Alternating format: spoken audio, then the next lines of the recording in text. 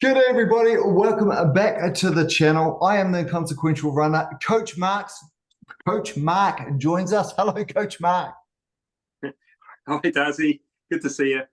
Thank you. Good to see you too. A little bit tongue-tied today, so let me keep this question short and simple. And it's a big one today. We're talking about recovering from COVID and getting back into running. Now, I know from personal experience, you know from personal experience, and we have a whole bunch of running buddies. One of the worst things about having COVID outside of the symptoms themselves is that desire to get back into running as fast as we can. And again, you and I know of a couple of people that got back into running too fast by their own admission, and that elongated their recovery process and caused a whole bunch of issues. So let's talk about that. And just so the question I've got to you, Coach Mark, is what advice can you give us? Now, I know it's individual, and I'll talk a little bit about my experience. So with COVID, I was relatively lucky, fully vaccinated and all of that. And I'd like to think that that helped with the symptoms. But mainly it was brain fog. So I was messy for about 3 or 4 days, couldn't make the most basic decisions. It was fascinating, if not scary. But and Coach Mark, part of the recovery that you put me on was a 6-week rebuild. And for the first couple of weeks, I was doing almost nothing. So I went from probably about an 80-kilometer week down to literally nothing. And I found that a real struggle. But what I was, and to truncate the story, is after the 6-week recovery, which is a long period of time, where you're basically doing a whole new block. It's all about recovery. You can get back into your program. Soon after that 6-week recovery, I ran my PB and a 5K.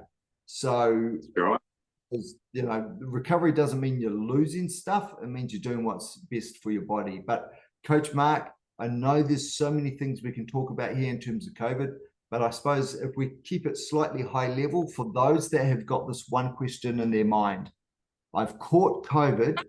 How best should I recover? What should I be thinking of in terms of getting back into my running? How long should I spend taking it easy?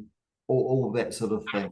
Coach Mark, what are some of the key tips you'd give us in terms of someone who's caught COVID, looking to recover from it and get back into their running? Yeah, I got COVID fairly recently, actually. So I'm just a few weeks through that. So yeah, so that's a great story that you've got, and that's just fantastic. I think of COVID as you know, the effect on your body. It's a bit like you've done a hard marathon, and you need to then recover from that. Now, for a marathon, it typically takes 4 weeks to return to normal training in a marathon. So I feel like even if you had it pretty lightly with COVID, it's good having that as a bit of a template.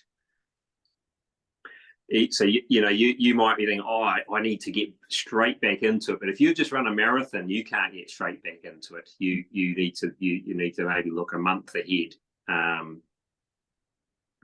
had a similar thing. I did a marathon, 4 weeks to get back into it. I had a week of nothing, another week of almost nothing, a little bit more, a bit more. 4th week, getting into it. 1 week of really good training, 1 week of taper, and I ran my best half marathon in something like 5 years. So that was a similar sort of story to you, but a different thing. Think that in your mind. You've just done a hard event. So COVID's been a hard event, and you need to recover. You might recover quicker, but you're playing Russian roulette with your body, and the risks are you're not going to recover as quick as you wanted, and in fact you'll extend it. And by the time you finally do learn your lesson and get back into it, 2 months or more is gone. The key thing is your heart rate. That's what I've found is the big thing with COVID afterwards. You can't run as fast at the same heart rate. which means two things. It means that you certainly don't want to push your heart too hard, because that is extremely risky. You know, you're talking life-threatening there at worst. So focusing on your heart rate while you're running, I think if you only did one thing, that would be a key thing, and that would actually dictate how fast you can run anyway and how hard you can train. It's especially the intensity, I think, even more so than the distance, although the distance obviously does tire you as well, and it takes longer to recover from a run than you otherwise would. So again, you know, I've talked about in the past how you want to look at your week as a whole unit, not each run separately. So as you're doing a run, you need to be thinking, am I going to be able to do the next run and do the next one? So again, that dictates that. But using your heart rate as a gauge, always keeping the heart rate in that easy end of aerobic, whatever that is for you. It would generally be, you know, 140 or below for most people, and build up from there. Test the waters. Test the waters maybe week 4, I would say, with something at maybe half marathon pace. So, you know, shortish efforts of about 2 minutes, you know, and you could do a few of those, you know, basically just monitoring how your body's coping, and ease the speed up that way. So don't suddenly go, okay, I'm gonna go in and try and run, you know, some hard 5K efforts and see how I cope with that. Build up to that. So maybe do some half marathon. That's all good. Maybe do a session of half marathon, half 10K efforts, and then maybe ease into some 5K efforts. And you're always sort of testing the waters. How are you feeling? How's your heart rate? So you have to be very, very vigilant, I think. Because the other thing as well, when your body's fighting infection, you're at more risk of injury as well.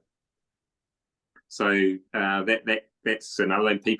People have been getting Achilles problems, for example, because you know, their body kind of is not in sync. It's all its energy is fighting this, and it's you know, not other things. I hadn't thought of it. I wasn't aware of that. Oh, that's really interesting. Okay. That's another good reason to take it easy, because sometimes as runners, I mean, we say this as a joke, but it's so often the case where we get an injury and we think, oh, look, I'll just run through it. I'll run it out. And, yeah, that's right. And there was this comedian there's this comic strip. Gosh, I wish I could remember his name. Or maybe I'll put it in the show notes.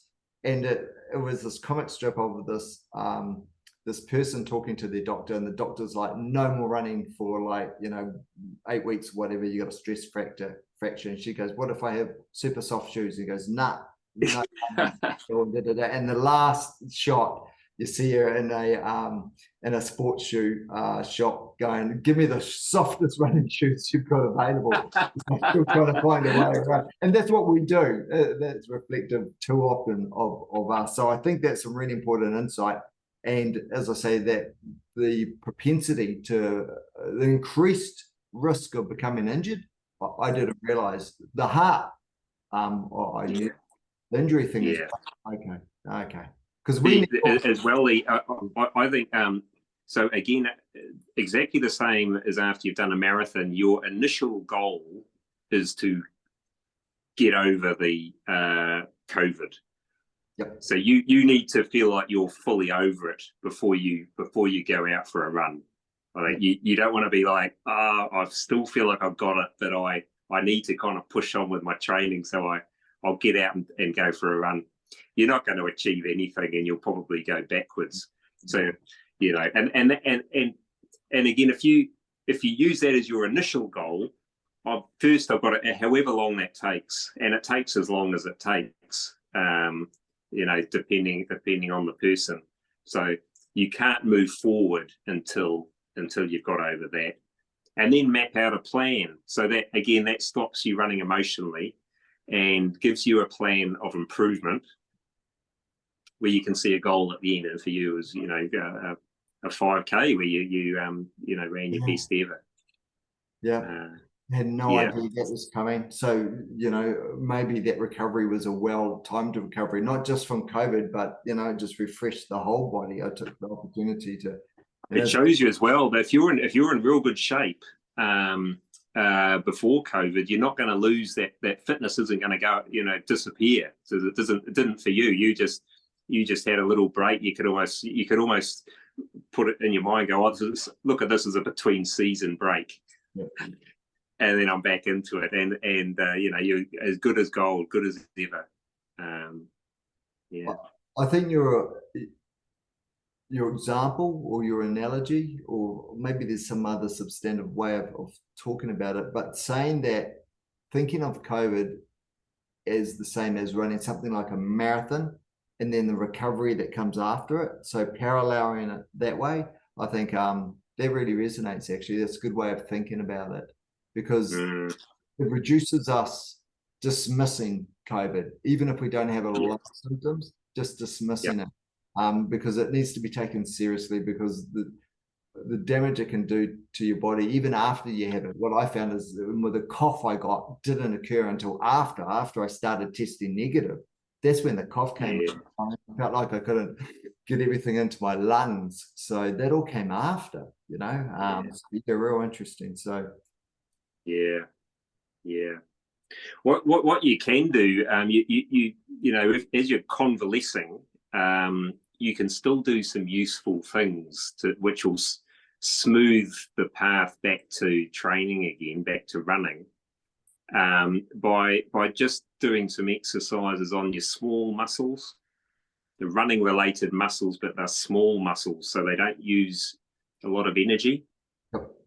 They're not your big thigh muscles and your back muscles. They're things like your calf muscles. You can do some gentle calf raises, for example. You can do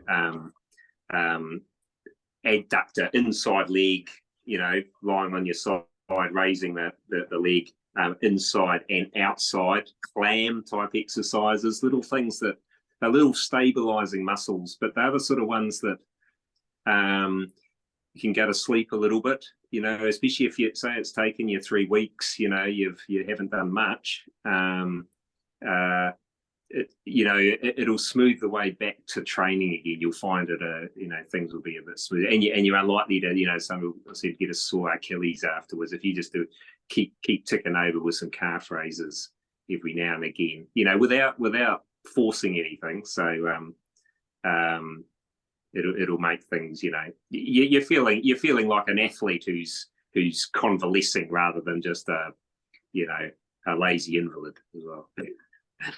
Yeah, perfect. Okay, I like that, and that's a good way to keep the training going, but sort of in disguise as something else. Oh, thanks, Coach Mark. Look, and what I'll say to anyone watching this, and I don't think we got into the medical elements of it, but of course, this is not medical advice. It's general, I suppose, sharing of experiences that Coach Mark and myself have had going through COVID, and some of our running fraternity and what they've shared with us. So we think there's some important insights that we shared in terms of don't short circuit the recovery, but of course in no way is this, you know, any form of medical advice. If you have been through COVID, or you've got it right now and you're wondering what you could do, and you want to contact Coach Mark and get a plan in terms of what you can do while you're recovering from COVID, how long that recovery should be, and I would suggest 2 months of training after that. So then you're looking at a 14-week block. So what's that? 3.5 months. If you want to engage Coach Mark for 3.5 months to get you out of COVID and get you back to where you were and build on it and go to the next level, drop Coach Mark a line.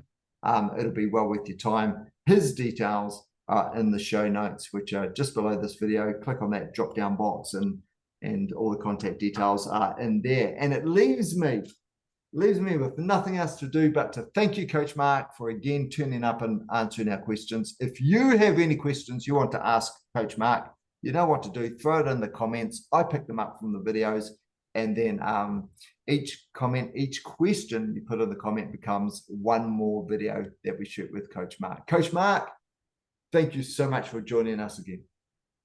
Yeah, my pleasure. Catch you in the next one, buddy.